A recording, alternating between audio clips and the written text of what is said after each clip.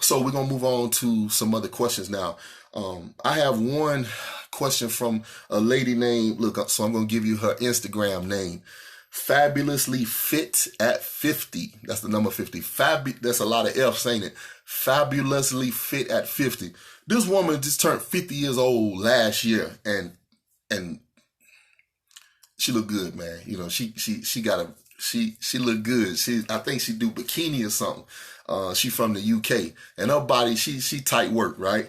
But anyway, she posted a question for me to address, and she said, ask for advice for women over 50, that train. And I'm saying, look, if you over 50 and you training, you don't need no damn advice, because you doing good just like that. Because most women at 50, they about to damn die, or either they look like they about to die. So just to be doing that alone is good. But one thing I can tell you, not just women over 50, but anybody over 50. I even say once you get past 40, you have to put some focus on flexibility and mobility. You have to put some focus on your flexibility and your mobility, because we lose that as we get older.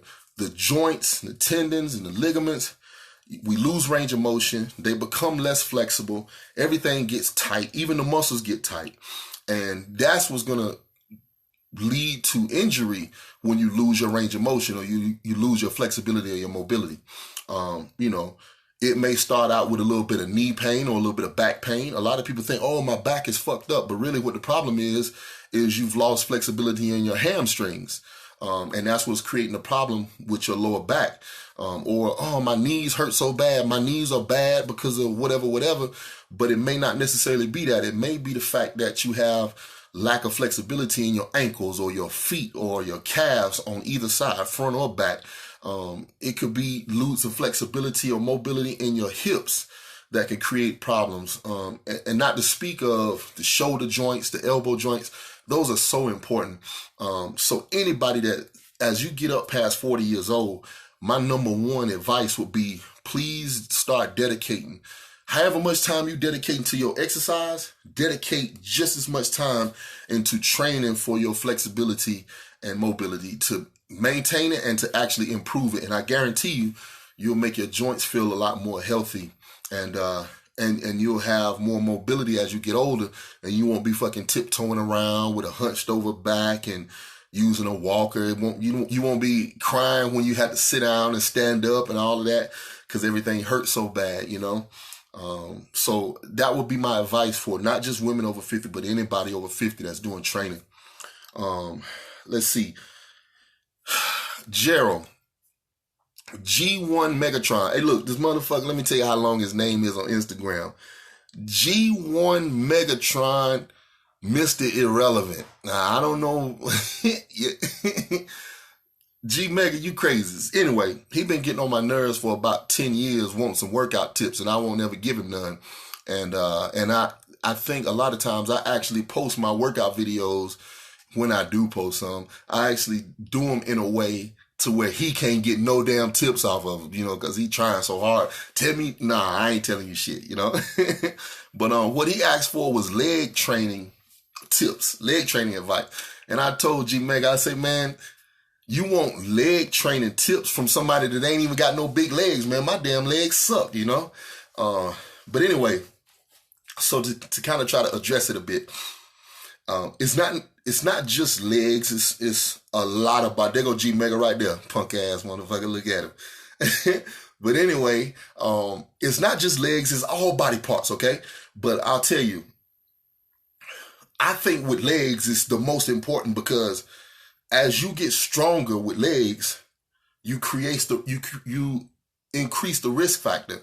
So, for example, if you can squat real good and you real strong, and only thing you can do is add more weight to it, right? Well, as you add more weight, you increase the risk. The risk to hurting your back, the risk to hurting your knees, or anything like that. So what I found to try to be a good way to continue to improve. Plus, I've seen some people that can squat like hell and they don't have big quads.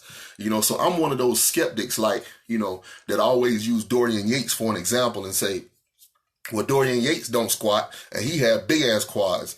Because technically, I feel like all you need to do is stimulate the muscle some type of way.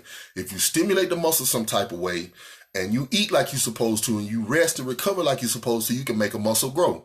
How much can you grow? That can depend on your genetics. It can depend on how many muscle fibers you have in the area, your potential to grow more muscle fiber, or the potential for your muscle fibers to expand. So I think all of that plays a part. I don't think your body can say, I don't think your quad muscles can say, oh, we squatting right now? Okay, I'll grow. Oh, we just doing deadlift? Okay, I won't grow. I don't think your quad muscles can differentiate, but I do believe what your muscles can sense is stimulation, and so for that, I think the number one tip is to, as you get stronger with the basics, try to find exercises that are very difficult to do. For example, you know how hard it is to do a pistol squat? It's fucking impossible, okay? You're not going to see me do a pistol squat, but let's just say, for example, we're talking about a sissy squat in one of those sissy squat benches. It's very hard to do. And you can do those with just body weight, and it's hard. 10, 12 reps is hard to do. Why? Because that exercise puts you in a position to where is, I guess, awkward is the word, but you're not able to apply leverage to the movement. I can remember being in Hungary and this powerlifter was there. Listen, the motherfucker was squatting 800 pounds on the beach, barefoot. And he was talking to me, because they were putting on a show. And he said, who do you think has bigger legs, me or you? I said, shit, you, because you can squat 800 pounds and I can't. He said, no, you have more muscle. He said, I got fat. He said, but do you know why I can squat 800 pounds and you can't? I said, yeah, because you strong as fuck. And he said, do you know why I'm strong? I said, I guess because you've been training this way your whole life. He says, no, because powerlifters, and it was broken English, he said, powerlifter understand leverage. A good powerlifter understands how to put their body in a position to maximize leverage. Because when you have a good position and good leverage, you actually are able to get by with using less muscle strength because your form takes advantage of leverage, which made a lot of sense, So when you think about a powerlifter squatting, they got a real wide stance, and the stance is probably wider than I would use to try to develop muscle in a squat, but it's the stance that they need in order to maximize leverage for their body to lift the most weight, which made perfect sense to me. Okay, same thing, a powerlifting form for deadlift may be a bit different than a powerlifting form that I would use to try to develop my lower back for bodybuilding, because that powerlifting form is going to be what's best to maximize leverage to do those movements.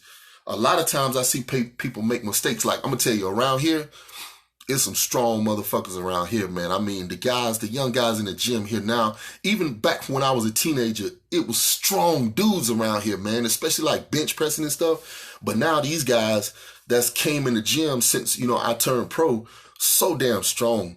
But the one thing I worry about with them is that their form is perfect.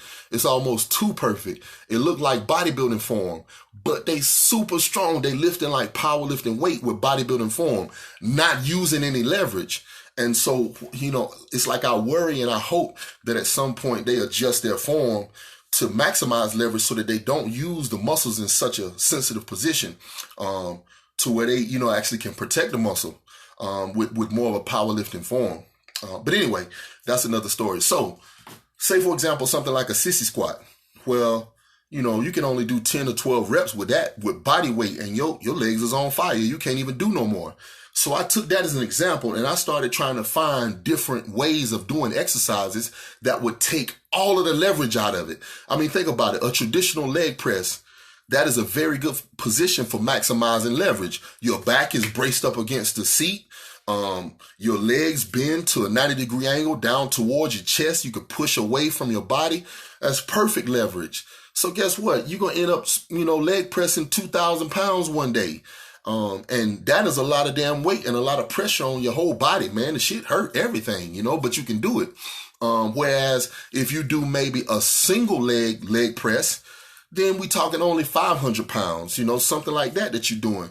Other things that I did, like slow my reps down. I would bring the weight down slow. If I'm squatting or leg pressing, whatever, I would come down real slow, pause at the bottom, 1 or 2 seconds, and then come up slow. So I actually increased the amount of control that I applied to the activity or to the exercise to make it harder to do.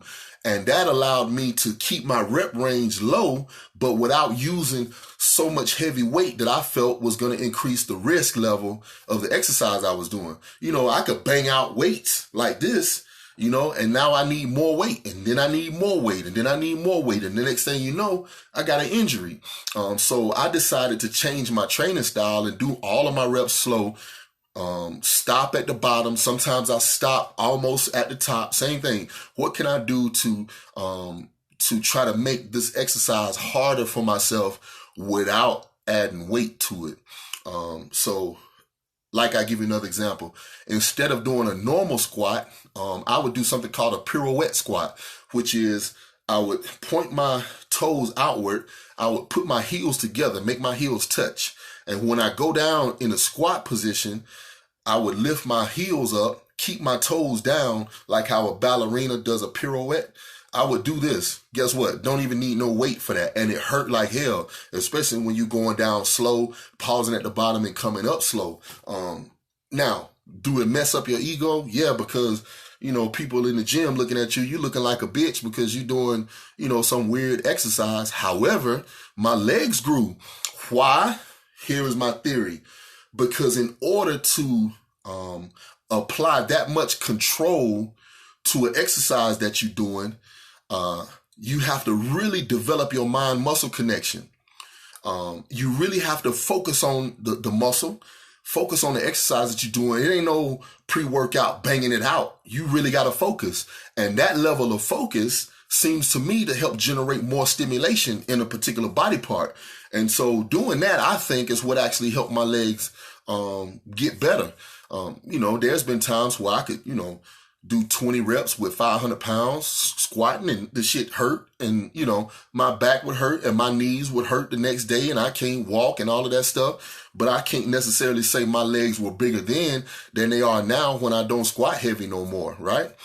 Because I think it's all about creating the proper amount of stimulation. Now there are going to be some people that argue with that and say, no, you got to lift heavy because now, and guess what? If you believe you got to lift heavy, then please, by all means, do that. I'm not going to tell you not to. Because another factor that plays a big important role is you doing what you feel like is going to work for you. Because the truth is, there's 1,000 ways to skin a cat. There's 100 ways of doing everything. So if you like this, if you feel like this is going to work for you, then even the damn placebo effect of doing what you think is going to work is going to give you some progress, because at least you're doing something as opposed to doing nothing. So roll with it, But when you come to me asking me what I think, I'm going to tell you some shit that might not, kind of go along with what somebody else have told you. I always have this rule of thumb.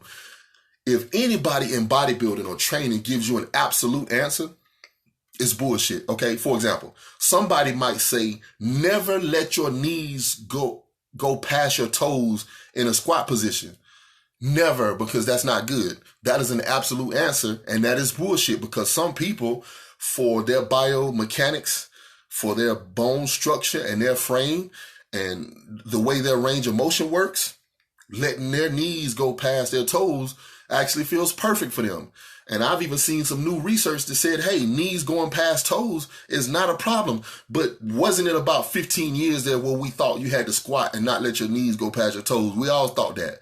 And that's an absolute answer. But the truth of the matter is, people still learning more and more about the human body right now, So we're never going to know everything. Only thing you can do is try different things, experiment, and see what you believe is going to work for you. Is it going to be the truth? Is it going to be what actually works for you? Like if an alien was able to come down here and examine you and say, okay, I know exactly what works for you. Are you going to choose the exercises that work for you like this alien was able to find out based on your DNA? Probably not. But you believe it's going to work for you. And if you believe it's going to work, you're going to apply, the right amount of focus to it, the right amount of energy to it, consistency and dedication. And then you can make progress from that thing, okay? The key, though, is measure your progress. So when you experiment with different exercises, whether it be leg exercises, train this way for 3 months, see how your progress is, and then switch it up and try something else that you think might work and see your progress. Now you compare your progress. And when you compare the progress, you say, oh, this way worked better than that way for me because I can see my progress. I'm actually experimenting, and I'm coming up with results that I can compare. The next 3 months, you do something else, and you're able to verify yourself what you believe works for you. You can't walk up to somebody and say, hey, man, you big as hell, so maybe you can tell me what's the best exercise for me to do to make my legs look like yours. If he give you an answer, okay, here's exactly what you need to do to make your legs look like mine. That's fucking bullshit, okay? You got to find what works best for you. Now, maybe what he told you might help, but that don't mean that's going to be what's best for you, right? And guess what? It just might be what's best for you. The point I'm trying to make is that there are no absolutes because all of our bodies, we're so many different variations of the human body right now, just with the people that's living on Earth now, and so many different ways for our genetics to be put together, G Mega might have a chest exactly like mine, but have shoulders that's exactly different from mine. And so we training together, we doing the same chest workout. G Mega chest might get big and mine won't. But then when we do shoulders, mine might grow and his won't. Me and him might do the exact same leg workout. My legs grow and his won't, right? Because we built different. So you have to take the time that it takes to learn what works for you. Like another thing that people don't like, I discourage having a workout partner. And the reason why is when you have this workout partner, you're going to get pumped up. You're going to go in the gym and you're going to work out. Y'all already came up with a plan for how you want to work. Well, when you got this workout partner, you're going to be restricted to doing what y'all plan is. And if, for example, something ain't feeling right today, this particular exercise, you don't feel it in your body part the way you want to, you still got to do it because that's what you and your workout partner agreed on. And I've seen cases where, people in the gym together as partners, one of them is way over here doing something and the other one is over there doing something else because they got two different exercises they do for a particular body part. Hey, I like that, but hell, my body might feel the best that it feels to train at 6:30 in the evening.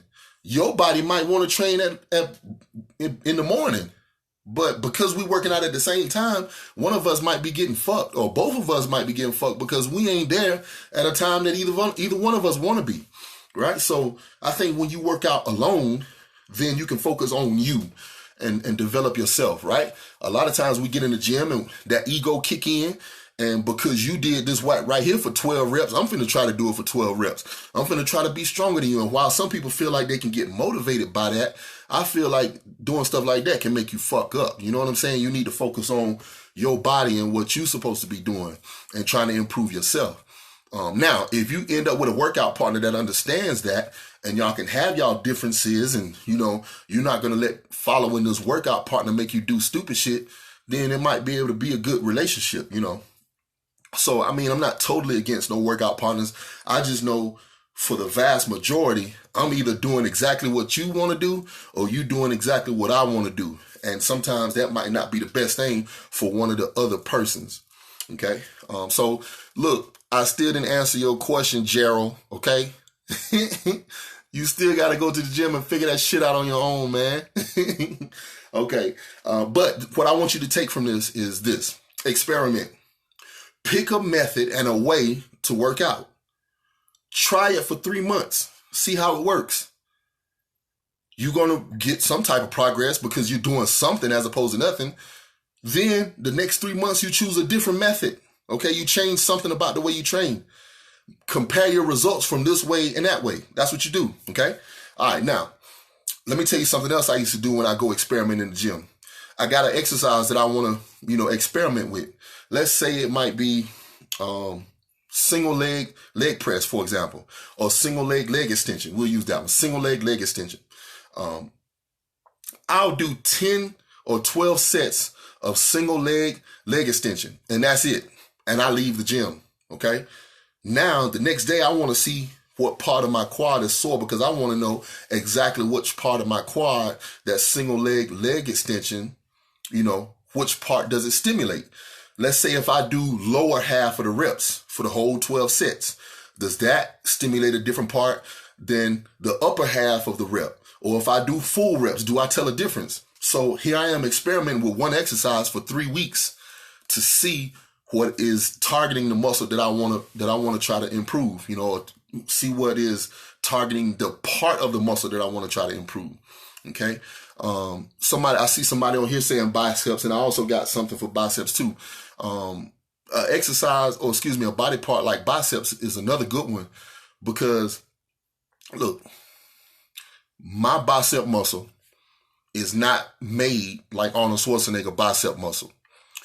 I have a low bicep attachment, and he got a high bicep attachment.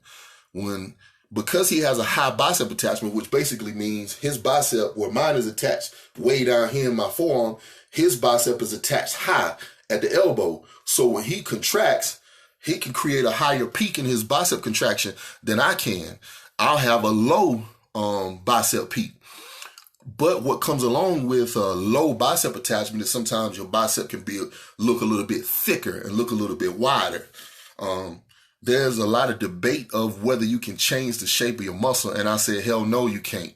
Whatever shape you've been blessed with based on how the muscle was, where it's attached and what it's shaped like within the fascia, that's all you got. The only thing you can do is try to improve the size of the shape of what you got. That's it. You can't change the shape of your damn lips. You can't change the shape of your nose or the shape of your eyes. None of that shit unless you're doing some injections. So I don't think it's possible to change the shape of a muscle. Only thing you can do is make it bigger or smaller.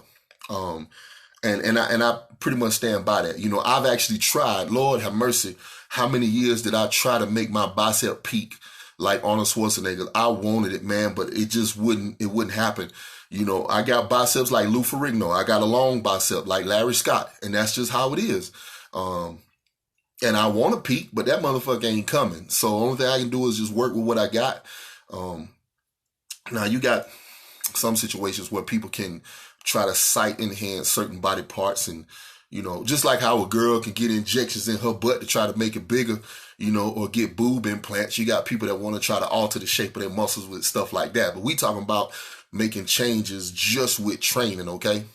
We ain't talking about all that extra shit. So that's it.